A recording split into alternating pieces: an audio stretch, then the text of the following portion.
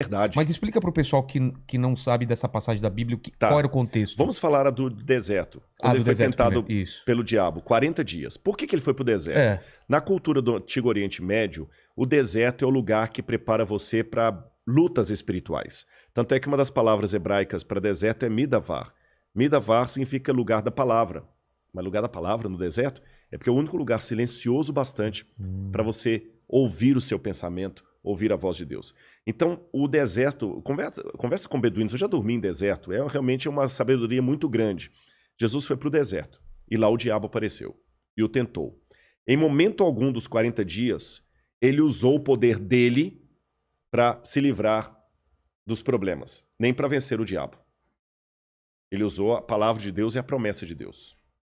Porque é interessante que no batismo de Jesus, que aconteceu antes dessa tentação, a voz do Pai fala do céu: tu és o meu filho amado em quem eu tenho prazer.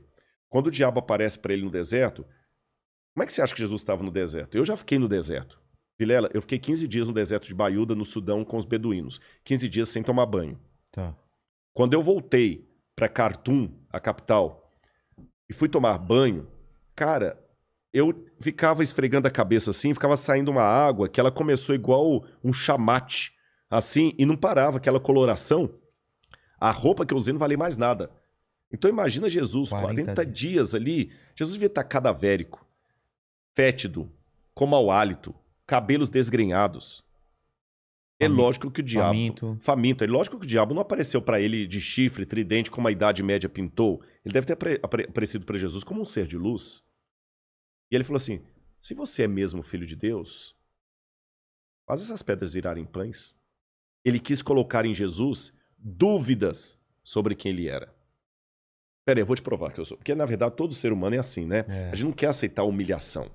Pô, é aquele negócio, eu peço a Deus que me dê paciência, que se ele der uma arma eu vou virar assassino. Então, quer dizer, a gente não quer levar o desaforo para casa. Jesus não venceu o diabo com o poder divino que ele tinha.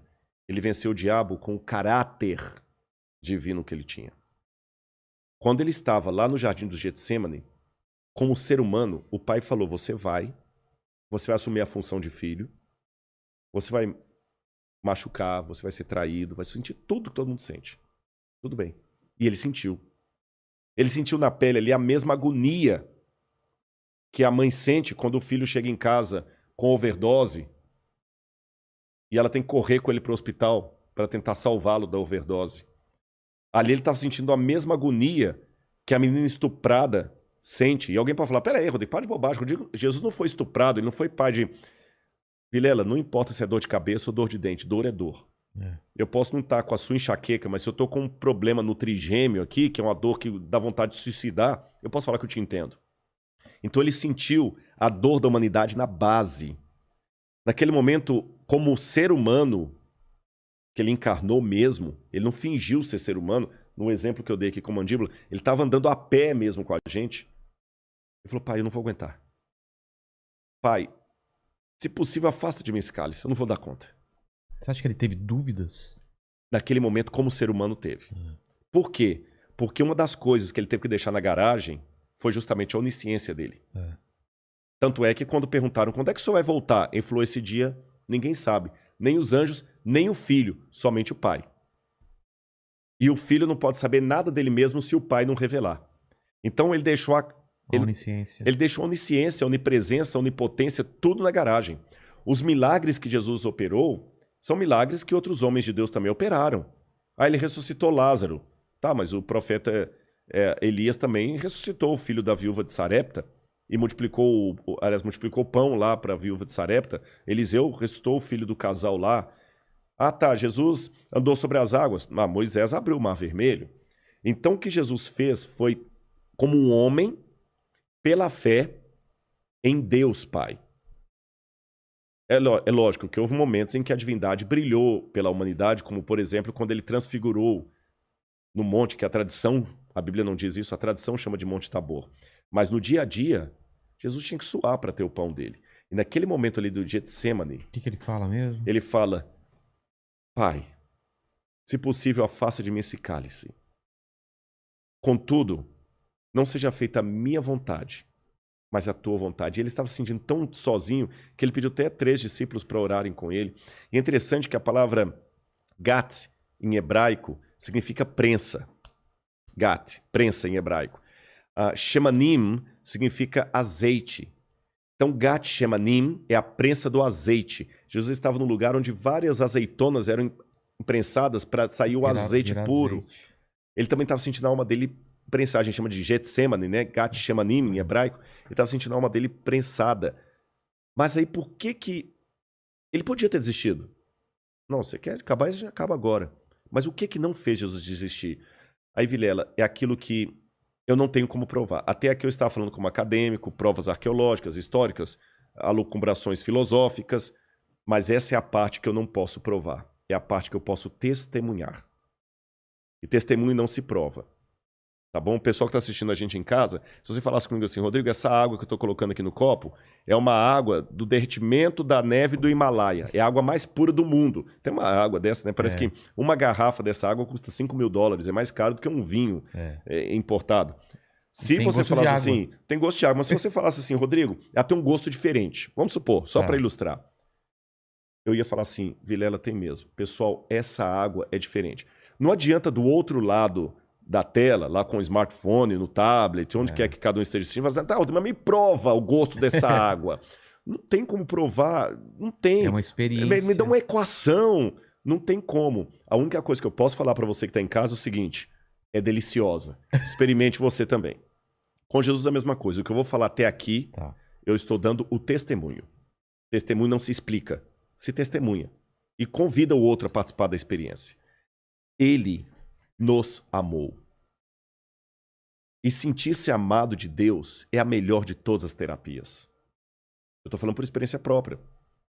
Porque eu tive depressão profunda. Eu li muita coisa de psicanálise, de psicologia, Freud e tudo. Foi a partir da própria busca de resolver meus problemas. Então ele transformou minha vida. Ele não me tornou apenas um melhor cidadão. Ele me mudou. Ele pensou em mim. Aí nessa hora, por uma revelação do pai, porque ele colocou a onisciência na garagem, é como se o pai falasse assim, filho, continua, confia em mim. Você, enquanto ser humano, esqueceu até de algumas coisas, porque isso acontece. Isso acontece. Tem muita coisa que você sabe e mesmo assim você fica assustado. Quer um exemplo? Quando você vai para esses brinquedos da Disney, que você coloca aquele óculos 3D. Simulação. Eu já passei simulação. E você fica... Eu já passei mico com isso, até nesse shopping, desse negócio que eles põem aquele óculos assim. Eu sei que não tem um buraco ali. Mas no óculos eu tô vendo buraco. Aí o camarada ainda pega um desgraçado um ventilador. Pra dar impressão. Pra dar impressão que aconteceu isso comigo no shopping. Você tá entendendo? Você fica assim, aí é um elevador, sobe, e aí vai, anda, e você não consegue. E pra piorar a história, tem a sua namorada te filmando e alguém que te conhece da televisão e fala assim, é o Rodrigo Silva, é a melhor coisa que tem. Experiência própria.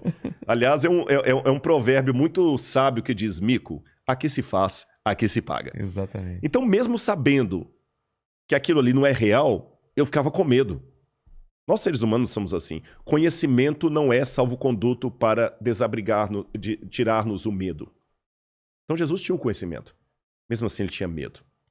E vai que essa morte eterna fosse a separação eterna do Pai. Então, 2 coisas fizeram Jesus continuar. Em primeiro lugar, o amor à humanidade. O amor a nós. Em segundo lugar, o amor a Deus, o Pai. Se o Pai pediu, o Pai sabe o que faz. E quando você ama uma autoridade e sabe que ela quer o seu bem, ela não precisa explicar muito. Você às vezes não está entendendo. Mas você sabe que se ele te pediu aquilo, é pro seu bem. Tolo é você se não obedecer. Aí tem um episódio no Evangelho de João que chama muito a atenção. Quando Jesus estava na cruz do Calvário, vem até o pé da cruz Maria, mãe de Jesus, João, discípulo amado, Maria Madalena e algumas outras mulheres. Por que Deus fez aquelas mulheres e João chegar até a cruz de Jesus? Ele estava assim, vendo todo mundo cuspindo nele, debochando, rindo. E ele devia perguntar assim, Deus, por que eles estão querendo tanto que eu morra? Eu só preguei o amor, o que eu fiz de errado? Por que o Senhor mesmo me desamparou? Aí aparece Maria e as outras. Aí Ele entende. Eu entendi. É por eles, né?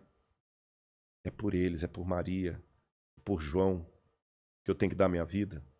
Tá bom, pai, eu já entendi. Nas tuas mãos, entrego o meu espírito.